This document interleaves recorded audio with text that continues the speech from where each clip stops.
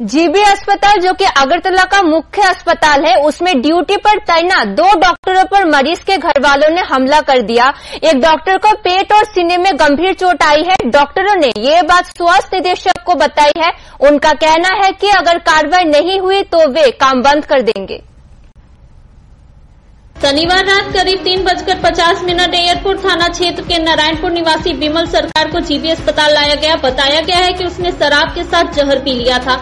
मरीज के परिजन धैर्य न रखकर डॉक्टरों पर दबाव डालने लगे और गुस्से में डॉक्टर लीटन दास पर हमला कर दिया। घूंसे, लातें और गालियां। जब डॉक्टर अभिक देव ने बातचीत कर दबाव करने पर उन पर भी हमला हुआ। इसके बावजूद डॉक्टर लीटन दास ने मरीज को इमरजेंसी में भर्ती कर वेंटिलेटर पर भेजा। डॉक्टरों का आरोप है कि विमल सरकार के बेटे तपन सरकार और बापन सरकार ने हमला किया। स्थिति बिगड़ने पर जीबी आउटपोस्ट पुलिस को सूचना दी गई। রাত্রে আমরা 3টা নাগাদ একটা পেশেন্ট নাম হইল বিমল সরকার, বাড়ি নারায়ণপুর এয়ারপোর্ট রোড, বাবার নাম লেট বিনোদ সরকার। 3টার সময় পেশেন্ট নাকি অ্যালকোহলের সাথে পয়জন খাইছে, প্যারাকোয়েট পয়জন। পেশেন্টটারে ইমার্জেন্সিতে নিয়ে যাওয়া হয়েছে 3:50 তো এখানে আসার পরে এখানে যে ডাক্তারবাবু আসলেন, doctor Liton Das, doctor Avik Deb, doctor Shantanu Das, তারা পেশেন্ট দেখতে আসলেন। ডক্টর লিটন দাস ইমিডিয়েটলি পেশেন্টটা অ্যাটেন্ড করছেন।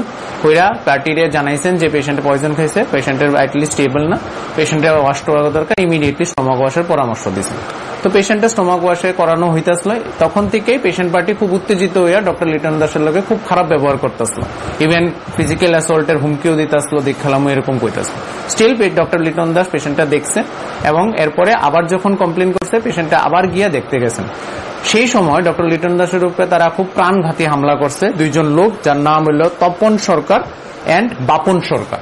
তারা পেশেন্ট ছেলে বললে পরিচয় দিয়েছেন এবং তারা খুব brutally patient doctor Liton Das assault করছেন। পেছন দিয়ে ধাক্কা দিয়ে ফালাই দিয়েছেন, মারপিট করছেন। লিটন দাসের পেটে এবং বুকে খুব আঘাত লাগছে, গালে চর থাপড় দিছে আর বাজে ভাষা, স্ল্যাং ল্যাঙ্গুয়েজ তো ইউজ কন্টিনিউসলি তারা করে গেছে। এর প্রতিবাদে ডক্টর অভিকদেব যখন গেছেন, ডক্টর অভিকদেবও ভার্বালি অ্যাবিউজ করা হয়েছে, খুব বাজেভাবে অ্যাবিউজ করা হয়েছে। সাথে সাথে ডক্টর অভিকদেব পুলিশকে ডাকাইছেন। পুলিশ আইছে, পুলিশ আসার পরে তারা জিনিসটারে জাস্ট মিটিগেট করার চেষ্টা করছে। এজ ইউজুয়াল তারা কোনো এফআইআর বা কোনো কিছু তারা তখন लॉन्च করছেন না। ड्यूटी डॉक्टरों ने कहा कि घटना की जानकारी एमएस और स्वास्थ्य निदेशक को दी गई है। यदि कोई कार्रवाई नहीं हुआ तो सोमवार के बाद इमरजेंसी सेवा छोड़कर अन्य सेवाएं बंद कर दी जाएंगी। उनका आरोप है कि अस्पताल में डॉक्टरों की कोई सुरक्षा नहीं है और इस तरह वे काम नहीं कर सकते।